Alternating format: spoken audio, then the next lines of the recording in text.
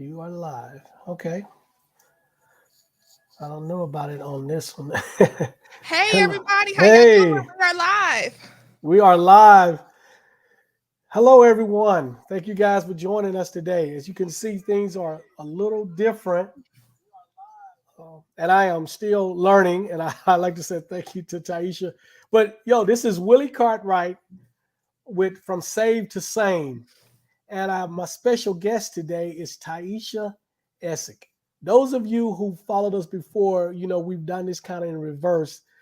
We've been on her channel, streaming from her channel. So she's kind of taught me the ropes, and she's still in the process of teaching me the ropes. But we decided to try this one live on my stream for the first time for a variety of reasons. This will be the format for what I'm doing from now on. Tieesha has a bunch of stuff going on in her life, so we kind of need to kind of free her up. Plus, I've been, dependent on her long enough, and she's kind of pushed me out like a little bird and to fly on my own wings. So we're doing this for me live. So let me begin by saying how much I totally appreciate Tieesha and Tieesha for all the time you spent and everything that you've done to get me to where we are right now. And I'm going to be continuously calling on you until I kind of get it right. But yeah, so I am in your debt. I am grateful to have you as a friend, to call you a friend. So I definitely appreciate this. So we are doing this live.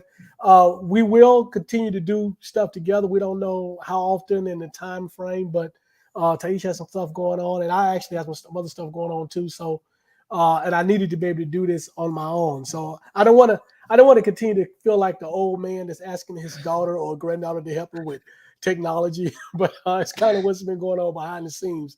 But I am excited. I am excited. I am excited. And so let me introduce Tieesha Essex and let her say her piece, and then we'll kind of get started.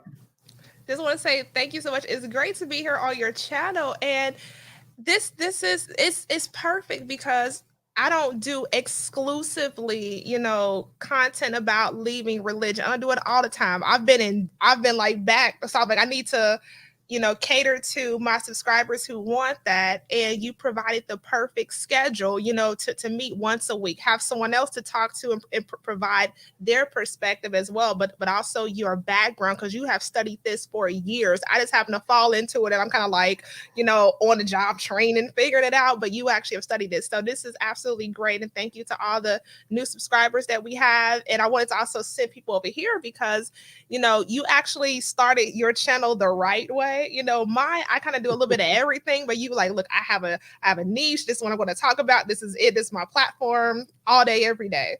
So I thought that was so important to bring people over here because you give them exactly this type of content. They'll tune in one day, we're talking about leaving religion and being a free thinker. The next day, I'm out shooting guns. The next day, I'm hiking in Georgia. The next day, I'm cooking something. The next day, I'm going off about something. So this is actually perfect, and I'm so happy to be here, and I really appreciate it. But I am Tieesha Essex. My channel is Tieesha Essex. I'm on social media as Tieesha Essex, where I say that I present a black woman that's not shown on mainstream television. Like I said a few minutes ago, I talk about firearms and self defense. I'll talk about current events. I'll also discuss empowering yourself. Um, cooking for yourself, just showing you a black woman that's not on that BS. There's no agendas behind me. I'm not one of those YouTubers that's, hey guys, I'm not one of those. So yes, I this is what I bring to YouTube. I want to represent my community, black first, and just put us in the best light possible and connect with like minds, and that's it. So thank you for having me here tonight. Well, great, fantastic. And so, yeah, but what you do is so important. You are a face and a voice in this space that looks like us, and that is very much needed. And I think one of the things that's most important is that you're not doing just the same old cookie cutter thing. I Thank you. remember I tell people all the time. I say if when you see us on social media, we usually talking about one of three, maybe four subjects. We're either giving people health advice, we're giving people financial advice, we're giving people relationship advice, or we're talking about how great God and our Savior is. And Or that's chasing kind of, celebrities yeah, oh, yeah, exactly. We're talking about celebrity, gossiping about celebrities. or makeup or makeup. Uh, so the things that you do is a variety, is flexibility, as someone said in the chats here. Thank So we you. definitely appreciate that, and I hope that what I bring, what we've been bringing together, and what I will continue to bring, is a different side of religion, spirituality, just something to make us think. This channel is really designed about free thought. It's Mhm. about having us become critical thinkers, and I developed this obsession or passion for religion because it affects us so deeply. It's ingrained in us so deeply, and I thought that if we could challenge ourselves as a community to think critically about religion, because religion plays the biggest role in our life. It affects every part of our lives, especially for African Americans, more so for African Americans. So I said that if we're able to challenge ourselves and think critically about our faith, our religion, our spirituality, then it'll branch out. It'll lead to us being able to critically think about other parts of our life. But I wanted to begin with this because this is the head of the snake, so called. This is what controls everything that we do. So we are excited. I'm glad to have the people who've joined us: D. Cheney, Truth Seeker, Heretic, Sharon. Thank you guys for. I'm so grateful. Thank you for the support and coming over here. So we really appreciate that. So without further ado, let's get into what we're talking about today. And I thought this was very appropriate because it's kind of like my first time kind of leading this and doing it on my channel. So we Mhm. wanted to talk about, okay, now I've left religion, I've left Christianity, I left Islam or whatever it is that I used to be a part of. And now what? And Mhm. so that's kind of what my book is about. And we talked about, and you can see the banner on the bottom. You can pick up my book. It's called From Saved to Sane: My Journey Away from Christianity, and it is available on Amazon. And I think so. You can see my name and everything. So it's available on Amazon. Um, then, so when I wrote this book or started writing this book, I wanted to tell my story. I really wanted it to be about my experiences as a Christian man growing up in the deep South, Alabama, Birmingham, Alabama. And I've been here in Georgia for 20 plus years. And I wanted to talk about those experiences. And then I wanted to talk about what my experience in leaving the religion, leaving Christianity, and the fact that it had been so ingrained in me and what was going on with that. And then I thought about some other stuff to add to it. We talk about why I believe that it's detrimental to the African American community. But the first question, the first thing that this book addresses is, or one of the major issues that this book addresses is, okay, I've left Christianity. Now, what was next? And let Tieesha kind of tell her story when she left, and then what was next for her, and what is maybe coming later, and then we can kind of get into kind of my story because I don't want to I'm not going to rehash it in all details, but I just kind of skirted and just hit some of the highlights of it. But Tieesha, kind of tell us about you left and then what. Thank you. And I just want to encourage people to go pick up your book because reading Thank you. your story, it was like, wow, me too, me too, me too. So definitely go pick up his book and read his journey, from his mind onto paper. I actually I didn't mention it in my first video about leaving Christianity because at that time, the person who was actually responsible for me leaving, um, they've been just shadow banned, destroyed. I think I actually kicked off of social media. But and so I thought it was like, okay, it's taboo to speak about them or talk about them. But I was channel surfing and the History Channel keep putting up videos about Hitler and documents on Hitler and other people who have done just terrible things to this world, but they celebrate them. And I thought about it, I'm like, hold on, this man right here, he hasn't done anything to anybody.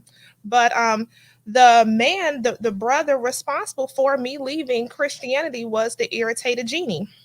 I went to his lecture at the House of Consciousness back in Norfolk, Virginia in 2014.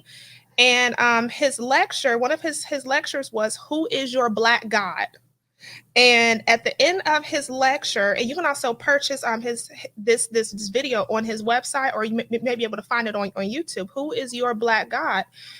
And he showed a few different pictures of white males who were blonde hair and blue eyes. He put up a picture. Okay, who is this? People like Jesus. Okay, who is this? Triple H. Who is this? The dude from Star Wars. And it was like, okay, but they all have, the blue eyes. They favor this Jesus character. So why aren't they Jesus too? But when you think about it, our minds have been so programmed to worship anything that resembles a Jesus, which is pretty much a white European male, and they are the Lord and Savior. And I'm like, wow, that makes sense. So after leaving Christianity and leaving the church, at the time I moved to Hawaii, and I call Hawaii Little Asia because it is. But I started going to the Buddhist temple. And then I know that some people say like, hey, Buddha had Bantu knots, but I'm like, Buddha don't look like me. And I was like, again, who is your black God? So I don't know if you want to talk a little bit about Buddhism, but what clicked in my mind, I thought it was okay because when I was a little girl, I remember watching What's Love Got to Do with It, and it empowered Tina, in the movie to leave Ike and stuff like that. But it just didn't resonate with me. I'm like, okay, yeah, this is cool. This is peaceful to go to the temple and explore. But I'm like, is this my black God? And the answer was no. Yeah, absolutely. One of the things we talk about often is that no matter where you travel in the world, everybody's God looks like them, with the Mm-hmm. exception of us here in the United States, and even even black people in Africa. If you go to certain parts of Africa and you go to certain countries, they have an image of a white Jesus or a white God. But if you go to any other countries, their God look like the people there, and that's interesting. And so we'll get into to Buddha later. But one of the things you mentioned was that Buddha had uh, Bantu knots, and the original Buddha actually did. The Mm-hmm. original Buddha actually did. But that And was the so Buddha I did not see. So I was like, exactly, hold on, this does exactly. not look like me. I would go and I would purchase Buddhas, and I'm like, this Buddha doesn't look like me. This Buddha. So I was like, this is not it's nothing wrong with the principles and the way of life. I didn't find anything wrong with that, but I found myself purchasing, things that did not look like me in my home. And I'm like, okay, this is not me. It's beautiful. I mean, we all, and the beautiful thing about being a free thinker is that you take different things throughout your life, different things throughout your experience, and what works for you, you craft your own way of life. You're not putting a label on yourself. I mean, there's nothing wrong with thou shalt not steal, you shouldn't. But, I don't everything, but once I read the Bible, I'm like, this is terrible. There's nothing wrong with, Buddha, the principles of the Buddha, the different types of Buddha, the laughing Buddha, the Buddha with the children. There's nothing wrong with that. It's just that, these items do not resemble me. And at the time, I still have some of the Buddhas because it symbolizes when I lived in Hawaii, and some of the people that I met in relation to my trips to the temple and stuff. But still, it was not mine. Oh, absolutely. So yeah, I think for me, and just to kind of make a quick story, so I had been raised, Baptist, Southern Baptist, even did some Pentecostal stuff. My first wife was Church of Christ, so I actually had to be baptized all over again in order to be able to marry her. That marriage lasted 3 short years.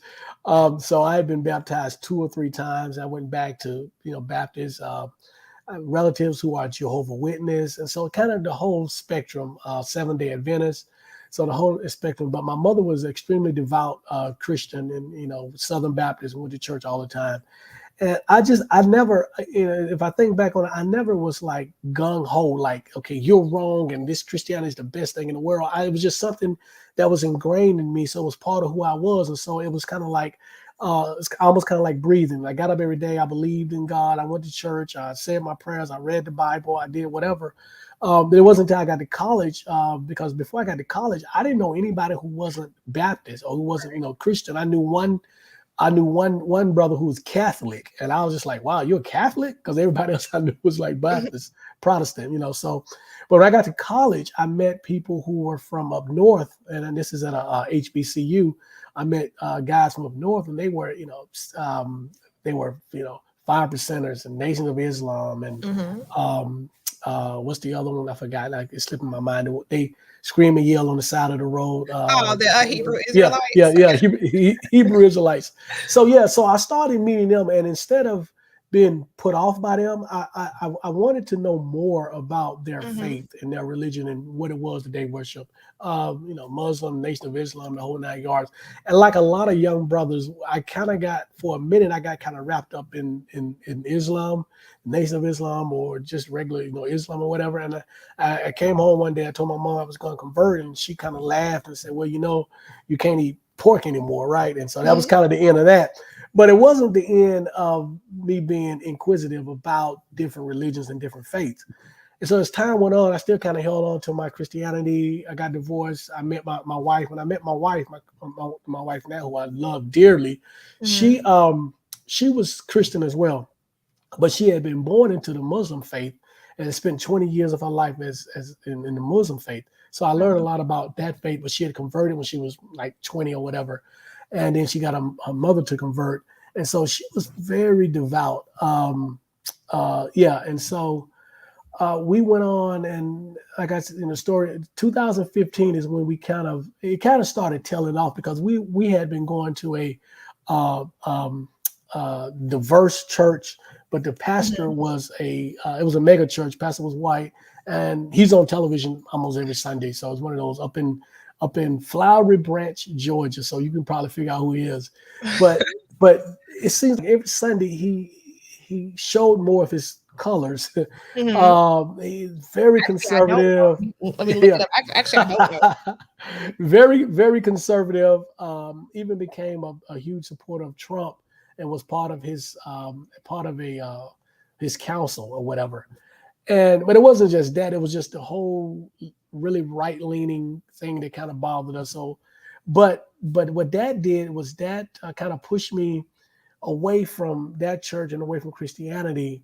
And then my wife and I just kind of, and I tell the story and it's in the book, walking around Stone Mm-hmm. Mountain here in Georgia, we both kind of looked at each other and decided, this whole religion thing is not working for us. Let's not be Christians anymore. We both talked about our belief system and what we believed in. Mm-hmm. My wife at the time, and I think still now, she believes in a higher power, Right.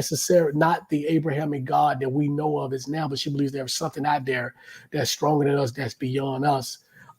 My position then and at this point now is that I'm open to the possibilities that there is something beyond us. I don't believe in any deity that we currently know, Mm-hmm. including the Abrahamic God. And so I make that really clear with people. But my wife, so what we decided to do, my wife, as far as we talk about what's next, we decided to just kind of explore, right? Mm-hmm. My wife started exploring this, that, other religions. I knew many people of different faiths. I knew a person who was Sikh. I knew Hindus. I knew other Muslims. I knew people who had been Wiccan, voodoo, Mm-hmm. all of that. So I kind of knew these people, and I had conversations with a lot of them just to kind of pick their brain, just kind of see where they were going. My wife, she did the same thing, but then she kind of settled on Buddhism because it Mm-hmm. felt right for her. Mm-hmm. And you talked about having the Buddha in your home. We actually went searching for an original statue of Buddha with the Wow. with the knots, because when she started doing the research, we learned that the original Buddha did look like us. And I Mm-hmm. think we found one. We have several around the house. I think Oh, we wow. did find one. Yeah, but it, like you said, it's not out there. You have to really search and look for it. So that resonated with her. The precepts, as she's called it, to her is very logical. To me, it's very practical and logical as well. Um, the way I stand now, I'm probably never going to be part of another organized religion group or philosophy per se. But I think that the Buddhists are the closest to having it, if there's a right in having it right, and even they have some issues. But for me, it was more like, okay, what's next? Then it became a thing of, okay, I just want to learn everything that I can learn about various faiths. I want to learn everything I can about religion and spirituality and why this has such a grip on us, especially African Americans. And I'll tell you what what allowed me to do that was when I learned that the biblical heaven and hell are man-made. When I learned the origins of the biblical heaven and hell, because now what that did was that eliminated me having to worry about am I going to hell or am I going to heaven? Mhm. You know that, and so that kind of freed me up, right? And so now I do this, and in the future, this is going to be what I do from here on out for the rest of my life is to help people to think critically about what they believe. It's not to deconvert anybody, but it's to say, okay, so you're a Christian. Why are you a Christian? Is it because mom and grandma were Christians, or because you've really done the research and you really understand the origins of this faith and this religion, Mhm. like everything else and where it's coming from? And if that leads you away from it, then maybe there's something else out there for you. And so, like we said, so what else is there? Other things. Um, I did get more into African spirituality, not from Yeah. the standpoint of needing to have something to worship, but wanting to know what people look like me, my ancestors, what they did prior to the transatlantic slave trade, prior to being colonized. We are the original people on the face of this earth. We had our own practices, we had our own belief systems, and we allowed Europeans to come in and tell us that our belief systems were wrong, demonic, not Mhm. of God, or whatever it was, right? And so we've largely, especially those of us here in this country, we've abandoned those spiritual practices. And in many of the African countries and nations, they've abandoned a lot of those original spiritual practices too. And then they've embraced Christianity or Islam. And a lot of African Americans in this country don't know that Islam were the first people um, um, to enslave us, to enslave Mhm. our ancestors and Africans, Yeah. and then European Christians came. So, so I've gone from exploring in the Muslim faith, and then to looking at Buddhism and Yeah. just learning about Hindu and Confucianism and Taoism and Wiccan. We talked earlier offline. I knew a lady who was a Wiccan, and I heard her give speeches about her faith. Those of you who don't know what Wiccan is like witches. Um, uh, we talked about. I know African American women who will call themselves witches. I was accused of being a Wicca, but I'm like, I think I think the Wiccas, they pretty much apply to, white females. That doesn't apply because I was like, you can't call me that. But I think what they were trying to do was just call me a witch. And I'm like, well, if that's the case, you call me a witch, I'm gonna hop on my broomstick and ride off. I don't want to be bothered with y'all because it's like if you're doing anything else besides Christianity, you are a witch, you're a devil Mhm, worshiper. mhm, Because when I came out of Christianity, I was still married at the time. We say, I was married, but yeah, I was married too at that time. And these were some wannabe Jesus healed black I'm sorry, Bible Belt, whatever's. And so instead of wearing a cross, I went to Kemet. I started reading the Metunetter. And so I mhm, started wearing Ankh and researching, the pyramids, the hieroglyphs. And I apologize for not having the actual terms. It's been a while since I read those books. But if you're not familiar with the Metunetter, this is what one of the books look like. I think I have up to volume 6 or 7. Yeah, these are not a quick read, but there's no, so much information in there. But I have so much respect for that portion of the world because that's like the oldest of the oldest documentation of humans on this planet. And I was just like so in love. I was so intrigued with it. And this was found out about Kemet after I graduated, or no, after I took this philosophy course in college, where they praise Aristotle and Socrates, but they went into Egypt, into Africa, studied what the Africans were doing and took it back to their country, and they're labeled as the fathers, the great thinkers and stuff like that. I'm like, wow, it just started connecting the dots for me. Mm-hmm. But Mm-hmm. yeah, and it showed me to not fear it, because in anything that's not of the Lord, you have to fear it as evil, and they have these idols, and I'm like, that's not bad.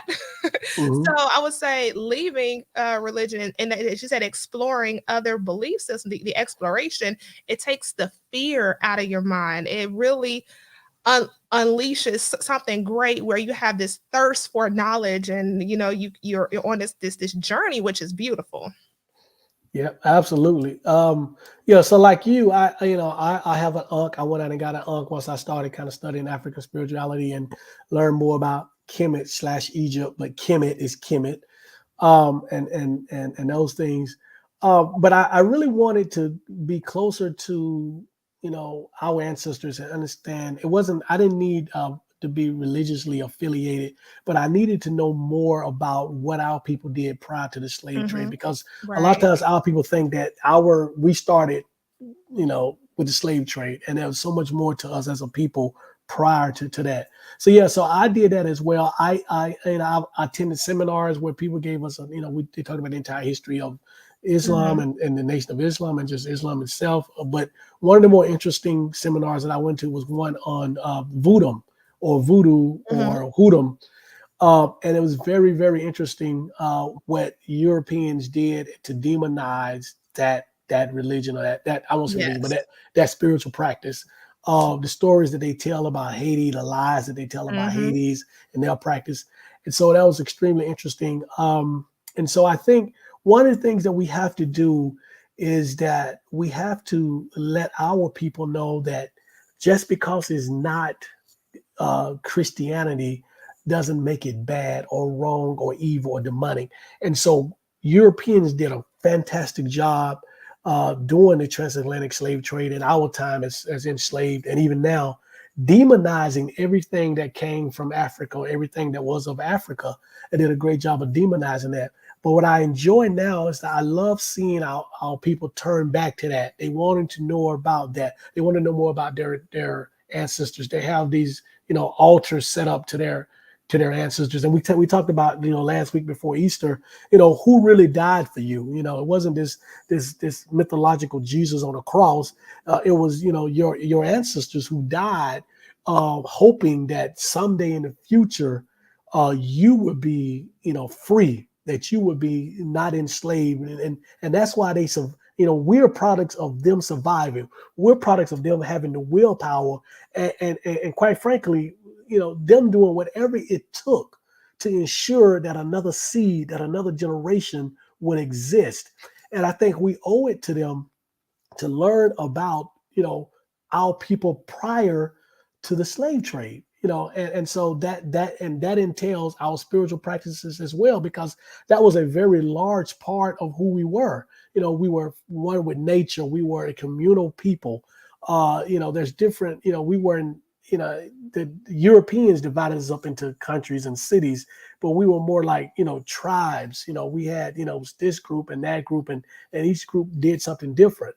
And so one of the purpose of this today is to say, listen, it's all right for you to leave Christianity, or even if you're still in Christianity, to explore some other alternatives. Maybe some of these things work better for you. I remember, we talk. I talk to people all the time who are just like, okay, prayers to answer to everything. Jesus is gonna fix it. Jesus is gonna fix it. And they're unhappy, they're depressed, they're miserable, their life is in shambles, they're financially, socioeconomically broke, they don't have great relationships. And I say, okay, so you've been doing the same thing for 30, 40, 50, 60 years. Why not try something new? How much worse can it be, right? As for some people.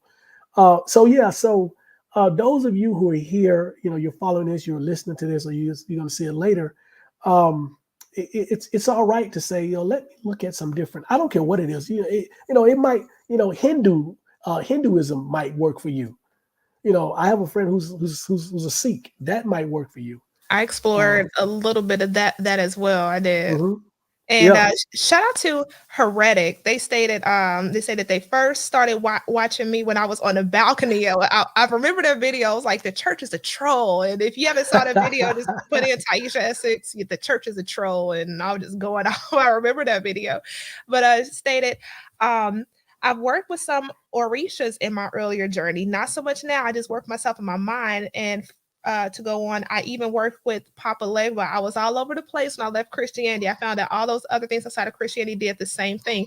They kept me bounded, and that was one thing. Once when I asked myself, who is your black God, and I realized I did not have one. I actually came across this book here. This book changed my life. This is called Jambalaya by Louisa Teach. And this book changed my mother freaking life because at that time, I was unsure where to go. I researched was it 21 divisions, I researched Yoruba, voodoo, hoodoo, and I'm like, okay, I don't know where to go. Like when I looked at the journey of my ancestors, I'm like, we've been here. And certain practices of my ancestors, it pointed to different systems that were black, hoodoo or voodoo and things like that. There was a saying. Actually, I read this other book called Mojo Working. I have that in the other room, and I read it and I just listened to the audio book when I was driving to Augusta. Then I drove down to Savannah, then drove back. I was all over the place, but I played that audio book the whole drive. Mojo Working. I think it's about Katrina. I think it's like Katrina something, but it's Mojo Working. I read that, then I read Jambalaya. And this book here, this actually showed me who my I won't say my black God, but it talked about a ritual system, a way of life that resonated with me as a black woman, here on this soil. One of the things that I read from it, she put down, this is a poem, and it's like my high Choctaw cheekbones loves the Mississippi Delta, remembers Running Cloud's daughter and the red man gone. My Yeah, I won't spoil it for you, but it also talks about rituals for our family. We said rituals a couple of times last week when we were talking about getting together for Easter dinner, Easter Mhm. Sunday. Once you leave Christianity, you find you really don't get invited out to gatherings, or you really don't want to go because you don't want to be the oddball in the room. But it shows you a way to still honor and celebrate and fellowship with each other without having Christianity attached to it, and you have a much better experience. So this one here, I dog eared this page. This is 91. It's called The Shrine of the Mother: Rituals for the Extended Family. She mentions pouring libations, the first feast. Speaking of the ancestors, who all should attend a weekly feast. Instead of like, okay, the traditional Sunday dinner, because Sunday dinner is tied to going to church and having dinner, but the weekly feast. And it still mentions prayer, but I still pray it. I don't call it pray, but you can say I still pray at times. I do affirmations for things that I want to happen. These are action things that I am going to do. Not that I'm going to just pray and wait on something magical to happen. No, these are affirmations of things that will happen because I put in the work behind it. Um, she has a prayer for the living, but she also begins to discuss the seven African powers. And that's when things started making sense, the seven African powers and their story and what they do and how they can aid you in your day-to-day life. So when you mentioned I work with Papa Legba, I have a funny, I won't say a funny story, but it kind of is. Just at the time I was married, I hated that marriage every single day. It was so terrible. But behind, like, I made these different altars around the house. I didn't explain to anybody. I'm like, this is my business, but if you want to talk with me about it and you have a genuine curiosity, I'll tell you about it. But this is my altar. Please respect my sacred space. So I had my altar for Papa Legba behind the door. And I had my candle lit, I dressed the candle, I said affirmations, I petitioned him in his prayer for some assistance. And the ex, he was just so evil, so damn evil. he came in the house one day. Just we got into it, and so he wanted to get back at me. So what he did, he blew out my candle for Papa Legba on his way out the door. And when I smelled a burning candle, I can't stand the smell of burning candles. When you blow out a birthday candle, I can't stand that smell. But I always snuff out the candles, and I put something on top of it so I don't smell the smoke. So he blew out my candle just to disrespect me, and I was so upset. But I was like, okay, I did what I do. I relit the candle. What happened was his butt had to go out to sea for 6 months. So I had 6 months of absolute peace. So I was like, thank you, Papa Lampa. Yes, so that was actually great because I was like, yes, what you get for messing with me. So Papa Legbot came through. But what she has in the book is a chart to help you get started. If you wanted to make altars for the seven African powers, if you wanted to do offerings, stuff like that, that's totally up to you. But it connected me with nature. It also connected me with myself, and it also connected me with uh, our culture here, because we were made to think and believe that we don't have a culture, that we're supposed to assimilate and adapt other people's culture. No, we have a beautiful history, a beautiful culture. And because of this book, Jambalaya was how I embraced that. And then a few months ago, when I went to Nubian bookstore up in Morrow, Georgia, found out that, I'm sorry, kicking stuff over, found out Mother Teach actually had another book. I haven't started this yet, but this is Carnival of the Spirit, Seasonal Celebrations and Rites of Passage.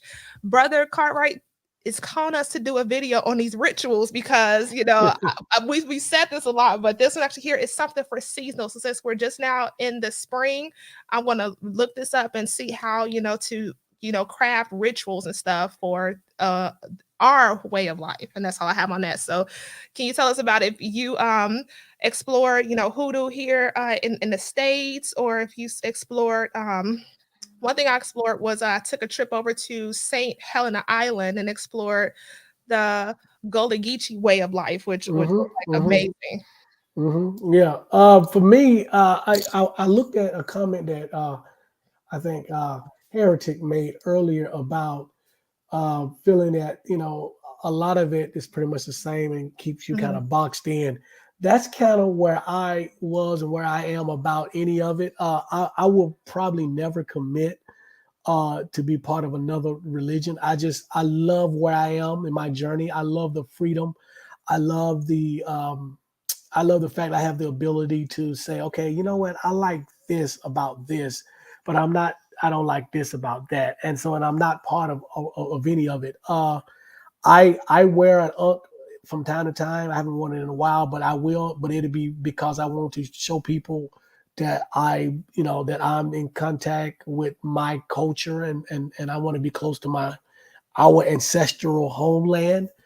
And the Um, Ankh is life, the cross is death. Like that's exactly, a murder exactly, scene. You know what I'm saying? and that's another thing. I've never worn a cross because I know what a cross stands for. But the when I discovered years ago that it was really about life, it was even more reason for me to wear it. So yeah, so I've never really done that. For me, it's just really about the journey of learning, and I think it's good because what I try to bring on this platform and any platforms I'll be part of in the future, and is an unbiased viewpoint of all of it. I'm not partial to any of it. Um, I don't. I just want people to think critically about it. I want people to get the information, and I want people to, especially African Americans, I want you to be part of something, not because you're afraid of burning in hell, or not because you want a new house, you want God to bless you, but because it feels right to you. It gives you the things that you need. If you need emotional support, if you need something to believe in higher than you, outside of you, then let this be. Do it for the right reasons per se. I don't necessarily uh, do the whole. I'm not sure about what's outside of me, that kind of thing. But again, to me, it's really about the journey. It's about learning about as much as I can about all of it. It's about understanding where it all came from, where it originated from, and just because I believe you have one life. I don't know what's going to happen when I die. I mean, I don't have a problem with saying that. I don't know. But here's something that I think a lot of people don't get. I don't care. Mhm. I don't Yep. care what happens to me after I die. Nobody has brought back a heaven Nobody. receipt or a voucher. They don't have a travel voucher that they've been. It's like, okay, we don't know. And I'm not going to stress over that. I'm going to make the most of this life right now and make sure that, when I do look back, I said I've done some great things while I was here. And my only aspiration is that I'm worthy of being mentioned and remembered after I'm not in this physical place anymore. Exactly. And so, I've done it all. I've done yoga. I still do some yoga. I know there are really devout Christians who frown on yoga, who Oh my frown gosh. on Many of them need to crystals. do yoga. They Many of sure them need do. to They do really some do. dang on yoga because they wouldn't be like, oh, my hip, I'm on this, my back and my So knee, I got a bad yeah. ankle.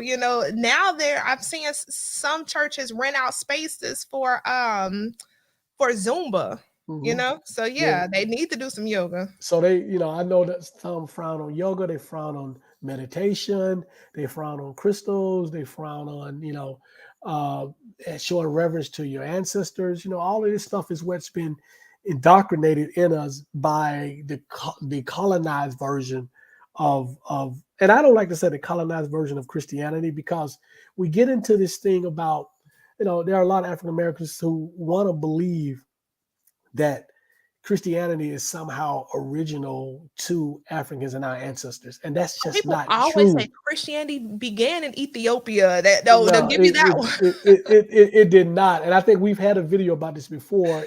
Christianity was actually started in Judea. Judea is in Northeast Africa, but it was a Roman controlled territory. And Christianity prior to the slave trade was only in two North African countries. And here's the final thing to that: even if it was, even if it was, that still don't make it right. That still don't make it real. It still don't make it factual. It still don't make the characters and the stories real, right? It's like any other religion or mythology. So we have to kind of get over that. But I'm for people doing whatever is comfortable. I still meditate from time to time. I do yoga. When I meditate, it's more of me looking inward. It's more of me asking questions of myself. It's more of me taking stock on where I am. It's more of me, taking the time to pause and reflect, and then maybe plan the future. Where am I going? This one lady asked me on Facebook, so what do you believe?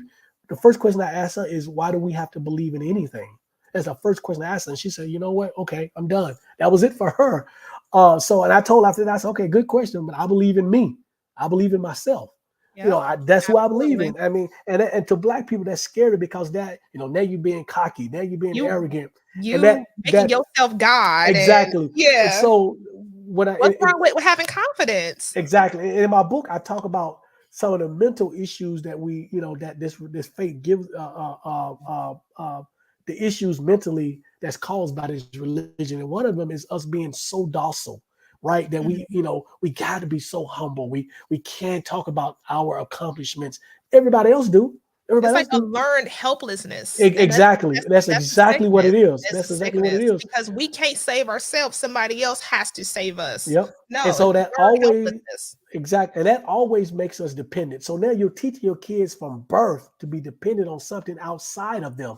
So I Mhm. said, listen, I believe in me, right? And so Right. one of the things that I have somewhat embraced is humanism, which is basically, for Mhm. those who don't know, humanism is basically saying that, I believe in humankind, mankind. I don't believe that we're born sinful. I don't believe that we're born inherently evil. I Mhm. believe that we are good. I believe that we're born good, and we learn the negative or bad stuff as we go along based on our environment, our experiences, and the people around us. But I believe in humanity. Mhm. This whole who's gonna save us? We gonna save ourselves. If we get saved, ain't nobody Mhm. that's gonna save us. I tell my people all the time, African American people, we got to save us. We have to. Ain't nobody coming back to save us. Ain't no God in the sky. Ain't nobody who don't look like us gonna save us. And Mhm. so all of that is connected. When we talk about religion, and especially Christianity for us, it puts us in that state. So again, today we're addressing. So what's next? You're not a Christian anymore. Mhm. You're not part of any religion anymore. So what's next? What's next is to explore. Look at some of the other things and see if it works for you. If nothing works for you, then that's fine. Have faith and confidence in yourself. Maybe you're a person who find yourself connected with nature. I love being out in nature. It Exploring. settles me. It allows me to explore. It gives me. It clears my head. I have such an appreciation for nature, and you learn so much about being out in nature. So that's one of the things that I do as well. So, well, one of the things that we don't want you to do and be careful of is leaving a particular religion and then becoming part of a serious cult, or Oh. even within your religion becoming part of a cult. Because I'm part of forums and boards where people, Mhm. they're Christians, but they're part of this sect that's really a cult. And so we want to make sure our people are not running, to the cult. I don't know if you saw on the news, Tieisha. I live in here in Atlanta. They just did a story about this guy who was part of a cult. And I my shared it. understanding, this is a well known cult. I've never heard of it before, but apparently this guy he was in Hawaii at some point. He wasn't there when So I was there. yeah, he wasn't there when he was there. Yeah, so interesting story. But yeah, we find out people who get mixed up in these cults. One of the things I thought was, I had most of us have heard about Jim Jones, Mhm. right? And so this is, I think, happened in the '70s or whatever. But I'll tell you, it wasn't until maybe 4 years ago that I found out that majority of the people that was part of this Jim Jones thing were African Americans. Yep. They were black women and kids. I saw a And documentary so about it, and I'm like, "Whoa, it's yeah, black people." 'Cause I'm thinking like it happened out of the country. And I'm like, "Whoa, yeah, yes." yeah. So it started here in the States. I can't remember if it was in Carolina or whatever. But it was part of a church group in one of the southeastern states, I believe. And don't get me wrong. Mhm. But eventually Guyana is where they end up, and they was following this guy, white guy, Jim Jones, but it was a cult.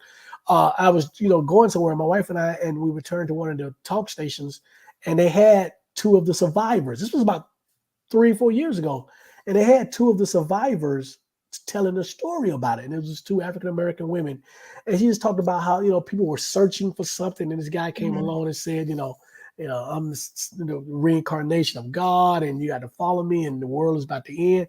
And part of me is like, how can people be, so gullible? But then the Mhm. other half of me, other part of me understands that there's a need for something um, that religion has been the answer to for so long. So when we talk about, okay, now you leave religion, now what? That's a practical question, because there are some things that religion fulfills that many people can't find that fulfillment, that Mhm. replacement anywhere else. Deep. And so the worst thing to do is to turn to a cult, because that's how they get us. They say, okay, this is gonna fulfill this Come this over here, empty spot for a you. sense of belonging. Exactly. It's almost like if you talk to young boys who become part of gangs, it's because they were missing something at home. The father Mhm. wasn't there. They didn't feel loved. It wasn't they didn't have that whole connection, that camaraderie with other men. So they joined the gang. So being part of a cult or part of an extreme religious group is kind of the same thing. Even the mainstream religions, people always ask people like me. They say, well, okay, if you eliminate religion altogether, what are you going to use to replace the things that religion Mhm. provided? Not necessarily the heaven or hell, but the communal stuff, the social Right. element, and that's a big part of it. And that's and I don't, and I'm not afraid to say, I'm not saying I don't know the answer, but some things may work, some things may not. There are other social groups that you can become a part of if the social aspect is really big for you. There are communal groups, community groups that you can become part of if that's a part of it as well. So we just haven't explored well, most of us haven't explored outside of our religious beliefs, like what's next. Those of us who are out there, like myself and some other people who are coming in here, we know you get up every day, you live life. I've been Mhm. extremely fortunate. When I left for faith in 2015, whatever it was, I just immediately started attracting other like-minded people. Mhm. My wife and I, now we look back, we can say 10 years ago, all of our friends were Christians and going to church. Now, probably 80% of our friends don't go to church, or they Yeah. either, I mean, I have several friends couples who are straight up atheists, hardcore Mhm. atheists. I have some that are agnostic. I have some who just like, yeah, whatever, I don't do. And I have some of other faiths. But I don't have a, I mean, I'm not missing that element at all. I Mhm. don't miss the church at all. There is absolutely nothing that I miss. The only thing I will say that I might miss about the church, every blue moon is one of those really, really good songs. Not the depressing songs, but the really Yeah. feel good songs. And so I might turn on the radio to hear a couple of songs. But that is really it. That is it. Mhm. I don't miss anything about the church whatsoever. And I spent 40 plus years in the church. So I don't miss anything.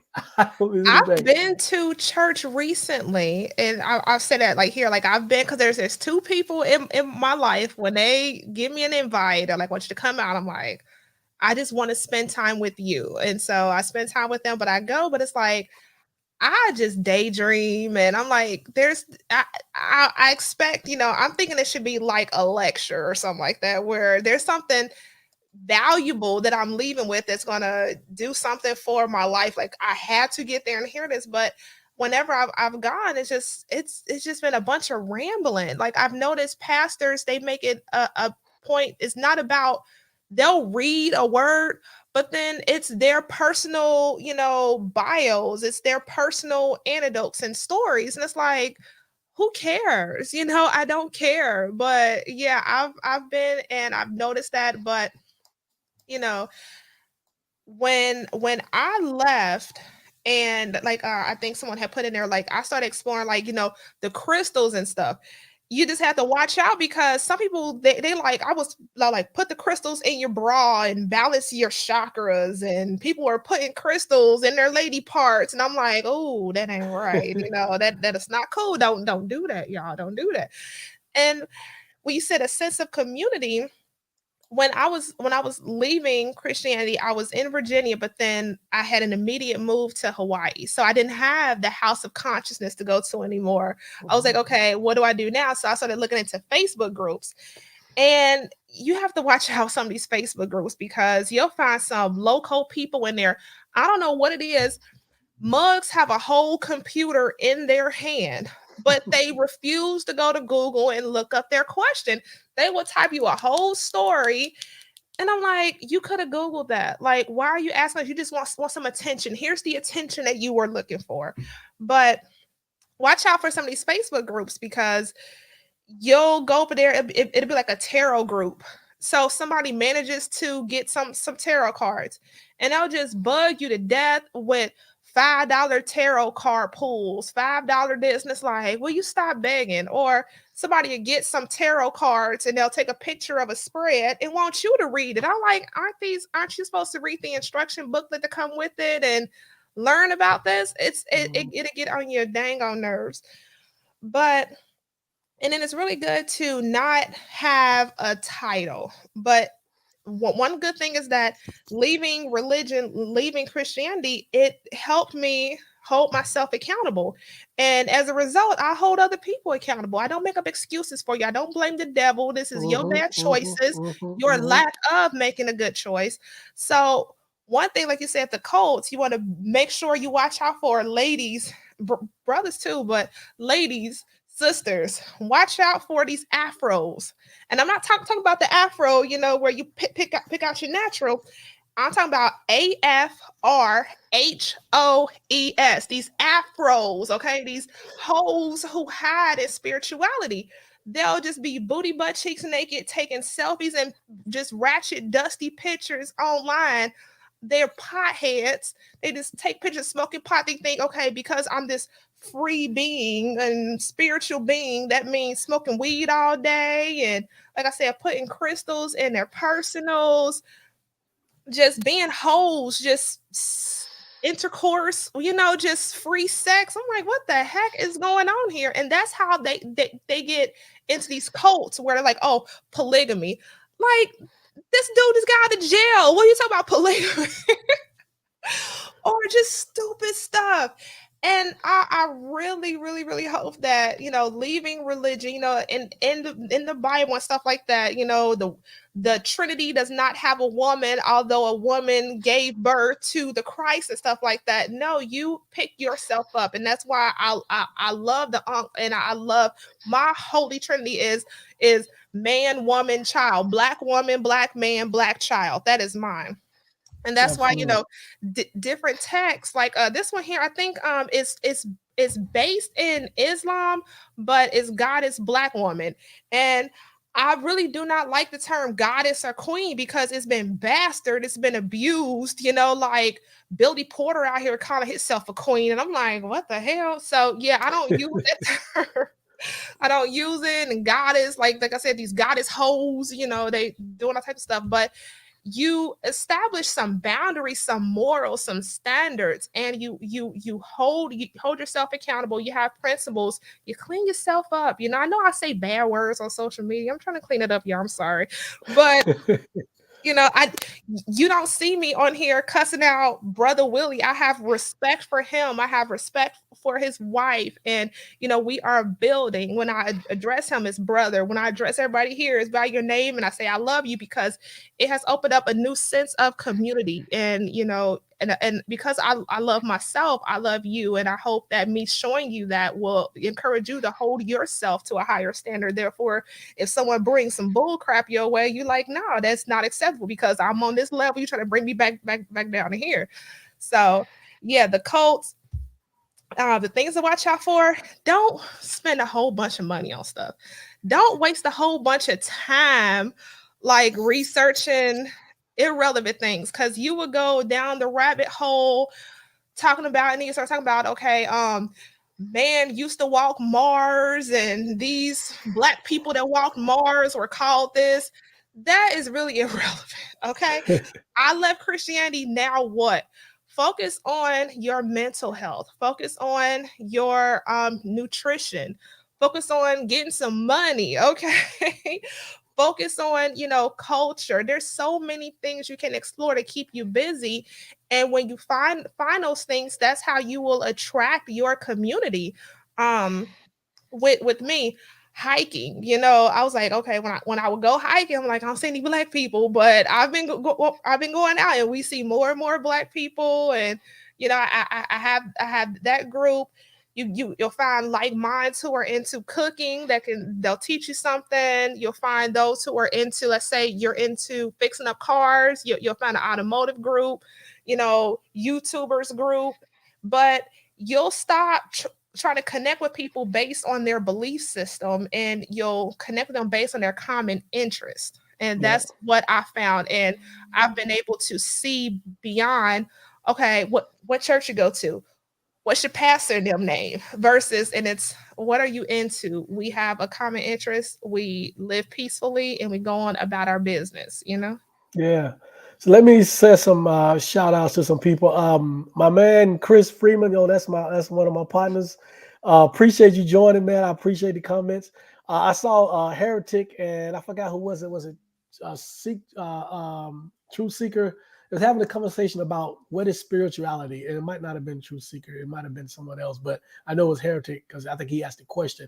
You know, that's one of the things that I've you know, people have different definitions of what they believe is spirituality. I think she answered and said Mhm. a power higher than us or something outside of us is not necessarily related to a religion.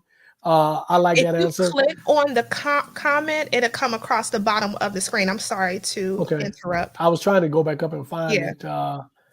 Yeah, I think it was True Seeker. But thank Mhm. all of you guys for the comments, Truth Yeah. Seeker. I think Cynthia Collins, she made some comments earlier. Thank you for those comments. We appreciate all you guys. Yeah, I've always, I wasn't really sure about the whole spirituality thing, and so I'm kind of weird. Like I really don't need any of it, and I think Mhm. that makes me uh, really good in uh, giving out getting the information out because I'm Mhm. not leaning one way, I'm not leaning the other way. Me personally, I'm just not. You know, I get up every day. I don't think about dying, going to heaven, going to hell, being spiritual, who I believe in, what I believe in. People ask me, I'm just like I can tell you more about what I don't believe in than what I do. I believe in me, and I believe in doing the things that I do every day to make my life better. I take accountability for my life. But then, but just the same, I don't knock or criticize anyone else who's out there Mhm. searching and looking. All I ask, and we've said this over and over and over again, all I ask is that put on your critical thinking, your brain, and think this stuff through. And then again, I'm not critical of that because even as a Christian, uh, I didn't think it through. I didn't sit there like, oh yeah, it's got to be true. It just never phased me. I just kind of took it and went with it. It wasn't until I started reading more. I talked about the Egyptian Book of the Dead. I mean, that's a great book that we talk Yeah. about. Some of the other books that we've talked about. But I started reading, I started attending seminars, and I started doing my own research, and I started doing all kind of stuff, and it just made my mind like, okay, because most of us are critical thinkers. We've been taught in school, ironically of all places, we've been taught what to think and not how to think. Mm-hmm. And that's the problem. We need to teach, especially our people, how to think because we've been doing the exact same thing for 400 years, Right. and relatively speaking, we've not gone. We haven't grown. We still have the same issues. In some situations, in some cases, we are even worse off than what we were, 50, 60, 80, 100, 150 years ago. We're still at the bottom of most good categories, and we're at the top of most bad categories. So I'm always imploring my people, let's think a different way of doing this. There's something outside of what we're doing. Maybe if we taught our kids something other than Christianity, they'll feel it more. It'll resonate with them more because it'll look like them. And I know, my Jesus is black. Kids can get online and do the research. Even if you say your Jesus is white, and my buddy Jeremiah Camaro said it best. Jesus is white because he's white in Walmart. And so everywhere that your child looks, he or she sees a white Jesus or a white God. You can go to Google right now and Google the word God, and you will get 99 images of a white God or white Jesus. You'll get one black image, and that'll be Morgan Freeman. Because I've done it. Because I've done it. I'm telling you. And so we need to have something that either embraces us personally or embraces us as a community of our own that we can embrace. And so I don't have a problem with that whatsoever. As long as we don't start telling people, if you're not part of this, then this is going to happen to you, Bob. It's kind of like what they do in Christianity, because I've been called and accused of everything. God gonna get you. Yeah, but again, guys, this is this space here. We want to build this space up because I go if you go on YouTube and you search for people that are doing what Tieesha and I are doing today, talking about religion, 90% of the people that you're gonna see are gonna be white, and they have these discussions. But there are African Americans out there who are searching, who are on a journey, who are no longer part of the mainstream religions, who are part of no religion at all. I mean, we're at a point now where 30% of adults are what's called NONES, which are not affiliated with any religion whatsoever. They're either No religious atheist, preference. agnostic, or no religious preference whatsoever. And that's adults. If you go 20 and under, it's going to be even a larger group. So we're out there. We're here, and so I want to be part of the group who builds this up, and let us have a space. Let us have this space where we can come and talk about it. We don't have to always agree, because even people who are non-believers don't agree on everything. There are people like, well, I'm not Christian, but I'm spiritual, and I'm not Mhm. spiritual. I'm this, or I worship nature. And that's fine. But this is all about a journey. Let's embrace, and let's not be afraid to question what it is that we're a part of. And Live if we out don't loud. exactly, if we don't like the answers, then move on. Let's find something different. Cause it's like everyone else, I hate this term, live your truth. I'm like, well, what if your truth is a lie? But live your truth. But no, live out loud. I posted on Facebook. Someone had posted like, why do you keep posting religious stuff? My Facebook page is not a subscription service. You can click off if you want to. This is what I want to post. But I make it known to those who are just now friending me. They probably already met me in person. They got a good idea that I was a good person. And so, yeah, I'm letting you know I'm not a believer, and this right here is some bullshiggity. take it how you want it. But you can't call me a bad person because I don't believe I didn't rob you when I saw you. I didn't cuss you out when you met me. And when you Exactly. asked me for something, I gave it to you without expectation of something in return. So you can't call me a bad person because I refuse to think like you. You don't understand my journey, my experiences, things that I have researched, and I spent countless hours looking into that brought me to this viewpoint. I'm not going to conform. And that's the big thing, conformity. I'm not going to conform. I'm an individual. I have my own fingerprints. My everything about me is different. My DNA is different. Okay. Although my son looks like my twin, but we are completely different. Absolutely. He looks just like your twin. But I am my own person, and that's just it. Because I notice certain people, when they feel sick, they become the most religious people on Facebook. I'm like, how about you keep your sickness, your illness a secret, keep it to yourself, and actually do something about it versus crying for sympathy points online. Like, why did you post that? Why are you taking a selfie in the hospital bed? How did you Yeah. get there? Or what are you going to do to get out of it? Yeah. So, So I encourage those of you who can, those of us who are in a position in our life where, I mean, you don't have to be extremely vocal, you don't have to be all over social media like believers are, but I'm this kind of person. I'm like, there are young people who really feel confined in the space that they're in from a religious standpoint. There are young people who have questions. There are young people who based on where we are in society today, they rightfully have questions. But everywhere they turn when it comes to religion, it's this wall put up. You have to be inside the circle.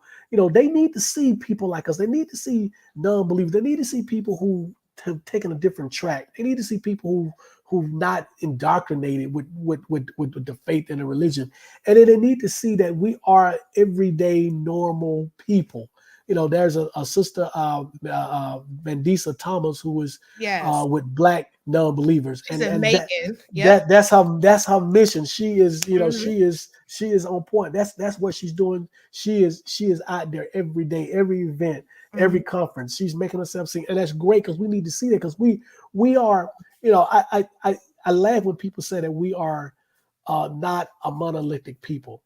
Let me say this: if there is, we are the most monolithic people. And now listen what I'm saying. 80% of us vote the same way. 90% of us worship the same way. Hmm. The majority of us live in the same urban city areas, right? We like the same foods. We go to the same place. We are more of a monolithic people than any other group I've ever seen. Not that we are totally monolithic, but we are fairly monolithic. If I see a Charger driving down the street, that's a brother. Yeah. I'm just, I mean, and even when I was growing up, we all had like Regals. We wanted the Regals, and then it was the Acura Legends. I mean, we are very much. We go to the same restaurants. I can name you 5 restaurants that 80% of Black people go to all the time. The same Hmm. five. What is Cheesecake Factory, Papa Do's, Red Lobster, and there's like a couple of more. But so we are, we most of us vote Democrat. Most of us, we do this. So we need to be less of a monolith. So we need to be less of a monolithic people. So our young people can see that it's all right to be different. It's all right to be outside of the box that they try to put us in. Because these kids Hmm. got questions. You might not have the answer, but here's one that I can tell you. I tell them all the time. I said, do the research. Don't be afraid to do the research. Don't be afraid to learn on your own. Don't be afraid to Right. go out on your own. Don't be afraid of that. And so they need to see us doing it. They need to see, yeah, I don't go to church and I'm a good person. I like Tiesh, like you said, I'm Exactly. gonna treat you well. I'm gonna do everything I can in my power to help you, and I'm not gonna look for anything in return. And I'm not gonna do it because I want to get a better seat in heaven, or I'm Hmm. afraid of going to hell.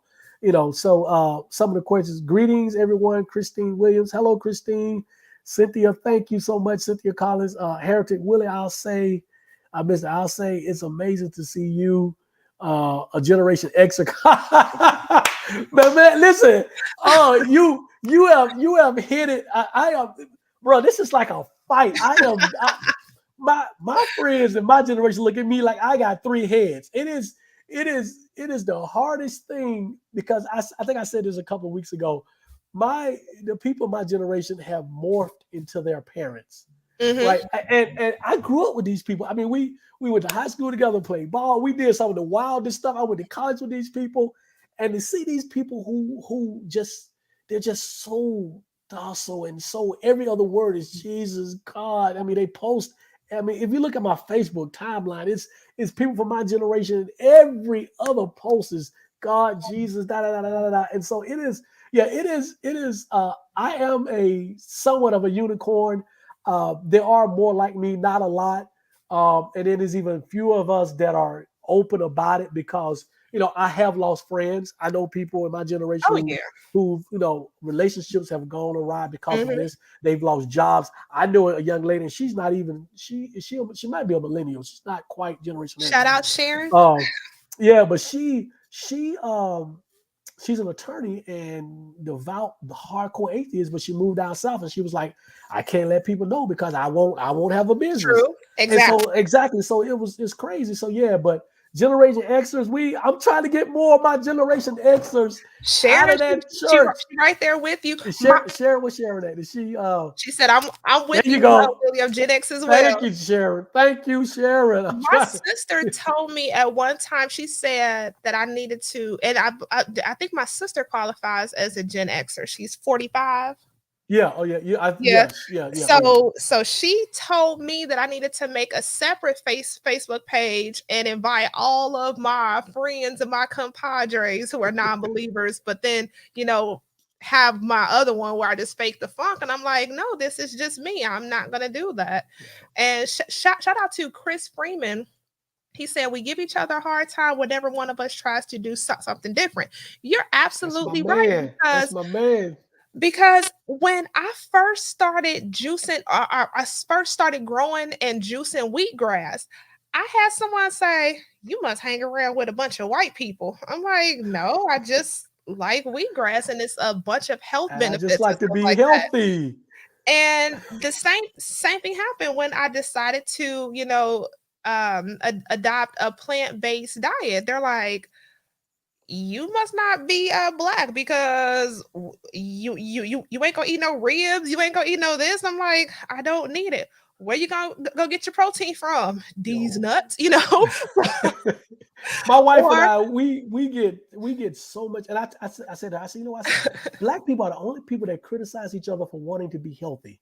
Like we get so let me much tell you. criticism for eating healthy. My wife is almost, I mean, she eats very little meat, but she is Mhm. extremely healthy. She is And beautiful. I thank you. She's And aging so backwards. She is she is Asian. beautiful.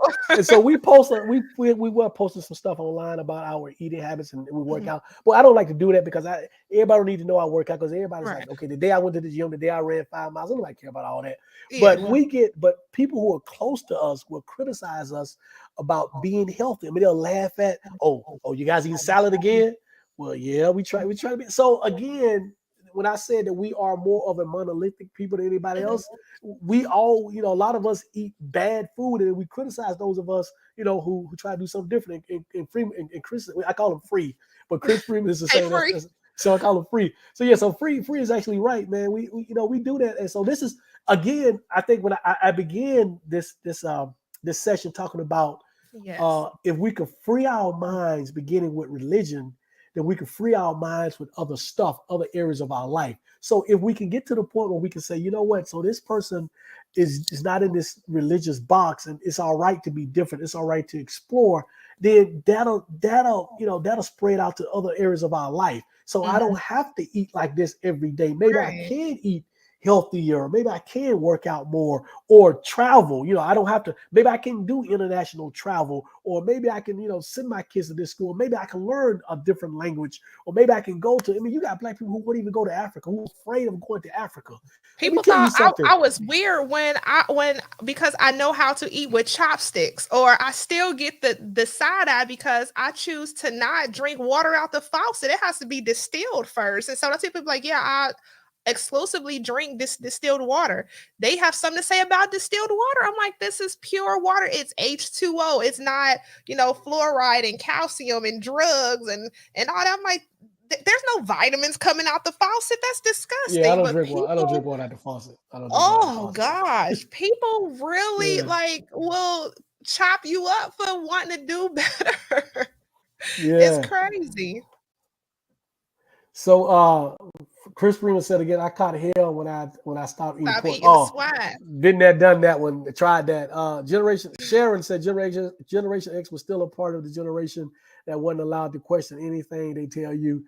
Most times, we wait until we leave home. This is still, I think, uh, uh, dually to what Duality to when we go around yeah, the duality elder. around our Yep. elders. Okay, I couldn't even see what that said. Okay, duality around our elders. Absolutely. So you know, and so we have to break the chain at some Mhm. point. I mean, I have my nephew is now he's 30 years old, but I think he was about in his early 20s. He called me one day and he was like, "Uncle, I know how you are about the religious thing.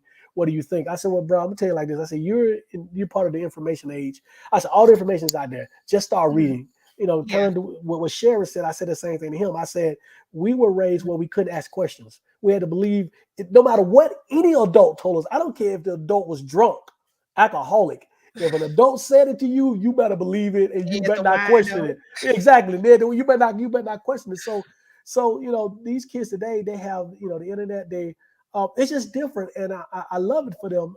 They have the opportunity to be and do whatever it is that they want to do. They don't have to be put into a box. They don't have to be like you're black, so you're a Democrat, and Mhm. you're Christian, and you're from the deep South. And we follow that. You a But black female, you have to yeah, twerk exactly. You got to twerk. You got to wear long eyelashes, and So this and is talk like this. I sometimes I'm like, man, I'm gonna when this stuff really takes hold, I'm probably gonna be too old to really enjoy it. If I could go back about 20 years and just be a part of the growth and seeing it. But I love seeing what we're doing here. I love seeing my people not only question religion, but question all the other stuff that we've been taught that we thought was right. We talked about. I did a speech not too long ago for a group about questioning this whole rat race.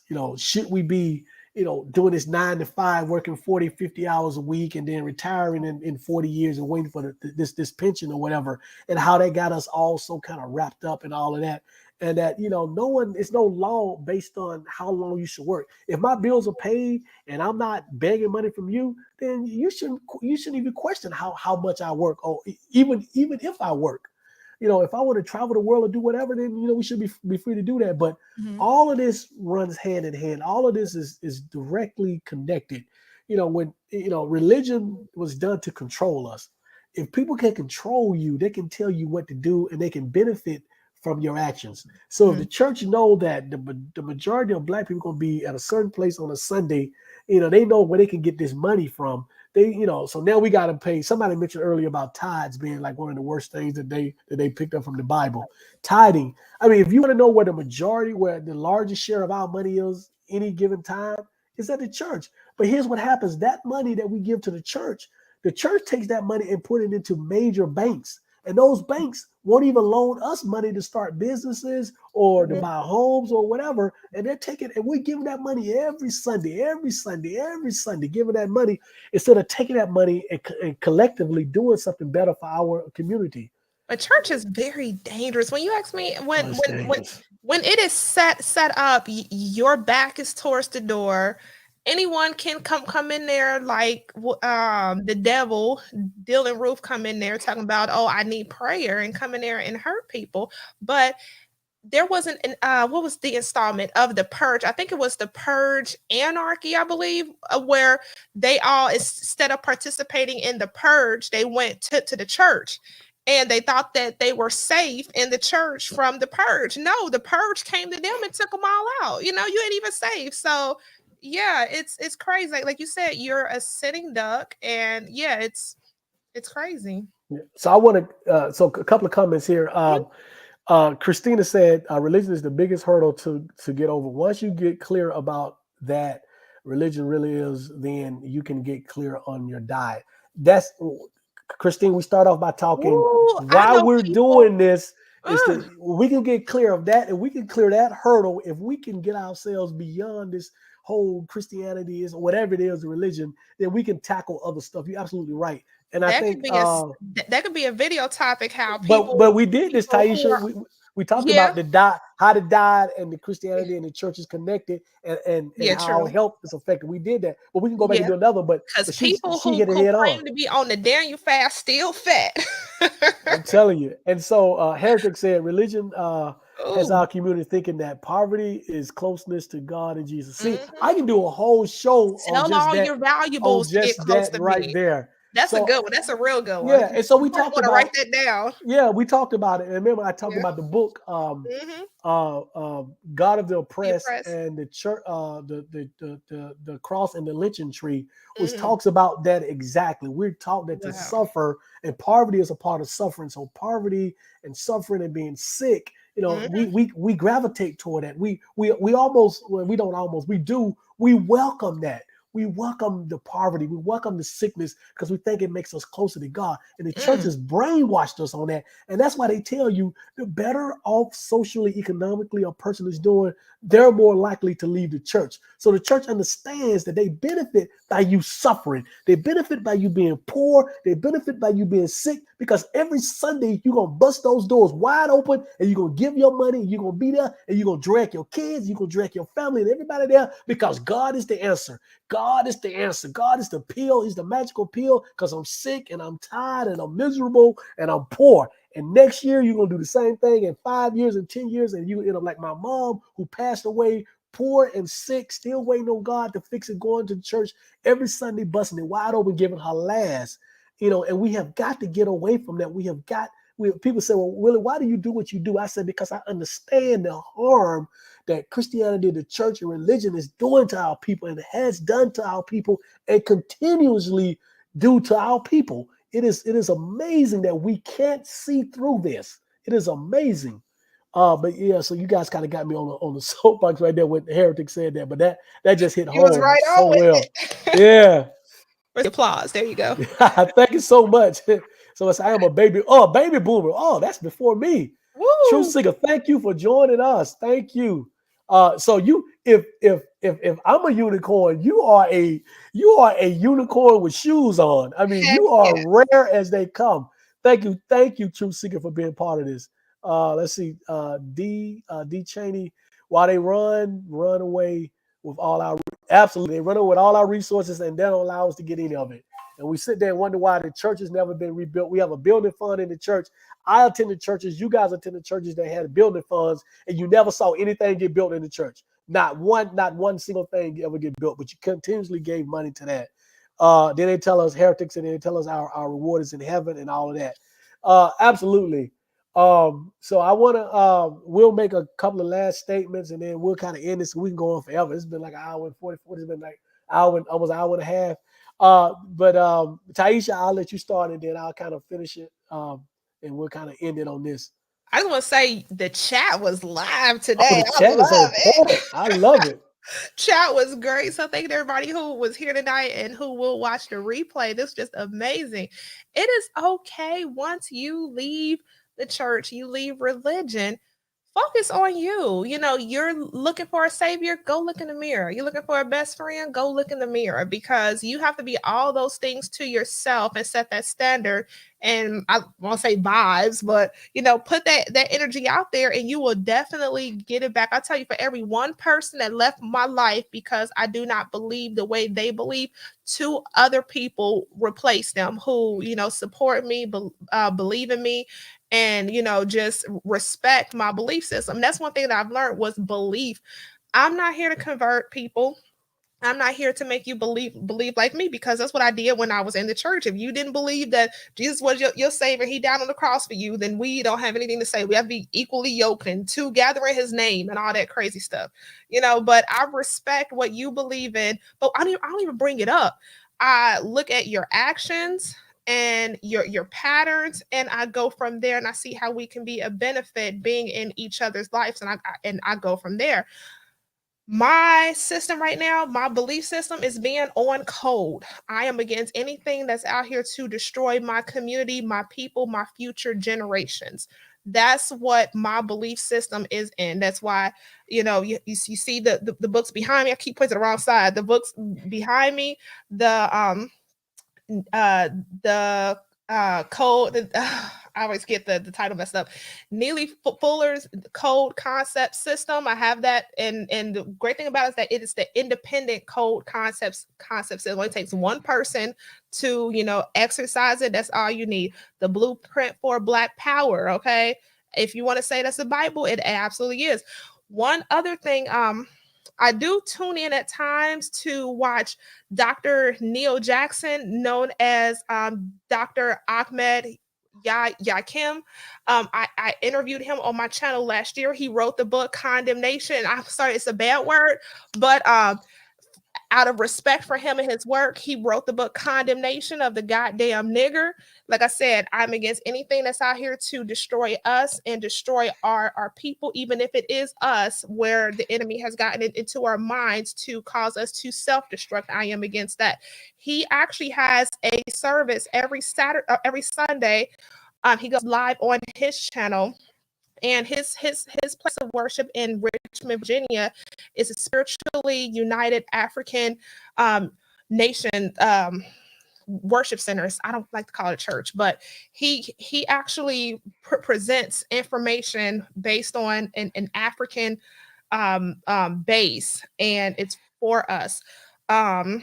I'll say another one. When you mentioned the church, how it's the money and all that good stuff, you made me think about Brother Jeremiah Kamar. If you come, please, now that you're going live over here and you're working out the kinks, if you can please, if I can request, if please, can you please interview Brother Kamar? Because when you said that, I thought about in contradiction. Now he talked about Black people have three things on Sunday: the Lord, the lottery, and liquor. Okay.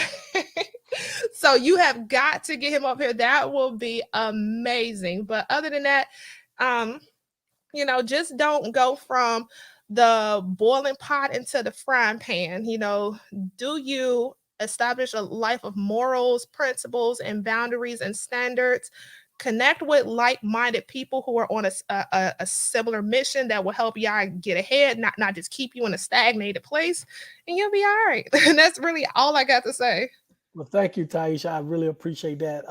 Before I get into my last bit, I just want to say this again. Thank Tieisha for everything she's done for me. I first saw her. You were doing this whole bit at a. You were in Seattle on the one of the boats or whatever. On the On ferry. the ferry, and I was like, "Wait a minute, look at who is this?" And so we talked about this, and so I saw your name. And I said, she might be related to one of my line brothers, my fraternity line Mhm. brothers. And so you are. So Yep. we kind of connected from that. But I love watching the whole deal on the ferry. Those of you who haven't seen it, you have to go Jesus and check freaks on out the ferry. her video on that. But I thank you. I'm so appreciative to you for helping me. And we're going to continue. I'm going to make sure I get this Yes. stuff right. And we'll continue from this point, and we'll continue to join forces at times. But those of you, I think, Heretic, this is a good way to go out. You said, how do you stand behind us when they laugh at people like you and me who don't believe?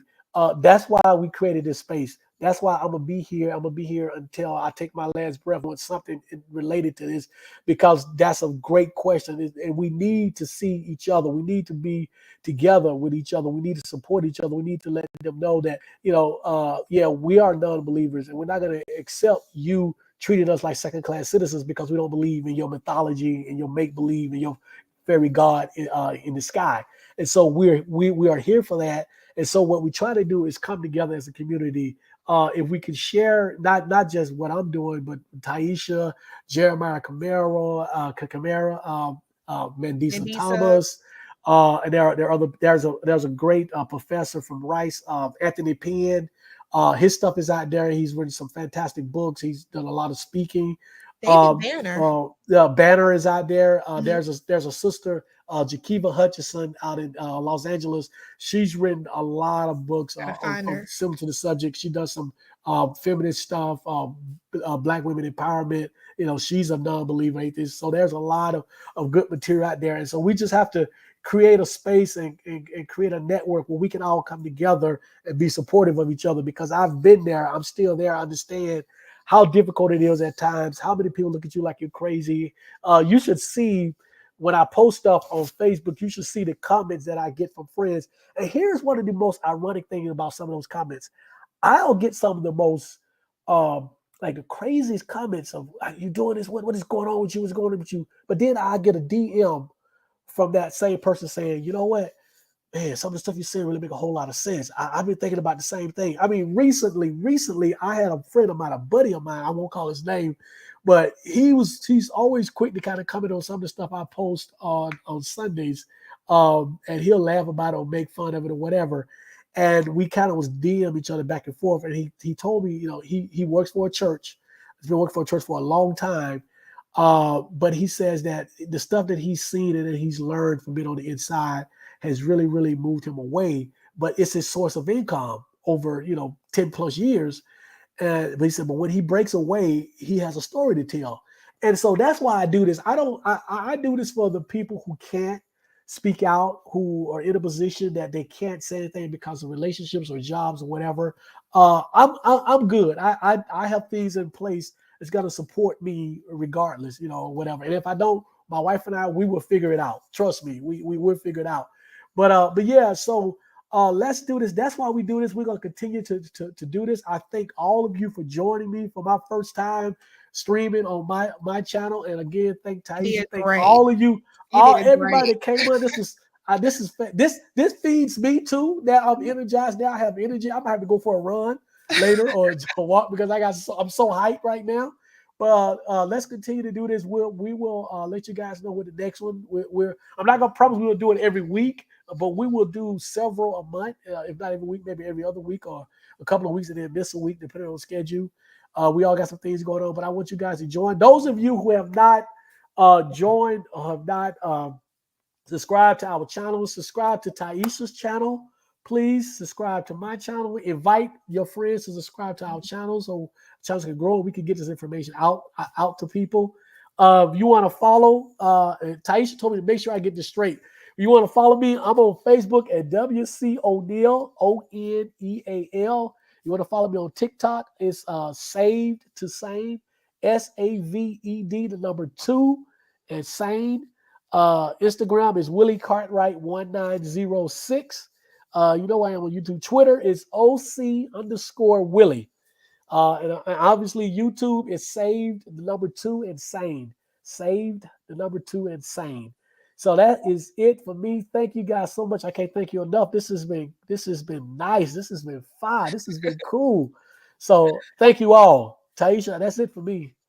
That's it. I just want to say you did a great job, and I could just see how this has empowered you and just charged up your battery. Like this is great, and just know this first one is addicting. You're gonna be thinking about the next one, the next one, the next one. You are gonna be good. So I thank you for trusting me, and I'm really impressed at your growth, and I see great things coming. So that's about it. If you want to find me, I'm Tieesha Essex across all platforms. TIEESHA I have a TikTok page, but I'm not active on there because they some haters. They won't let me post firearm content, but other people can.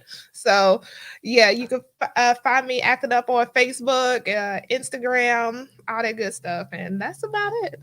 All right. See you guys next time. Have a good one. Appreciate it.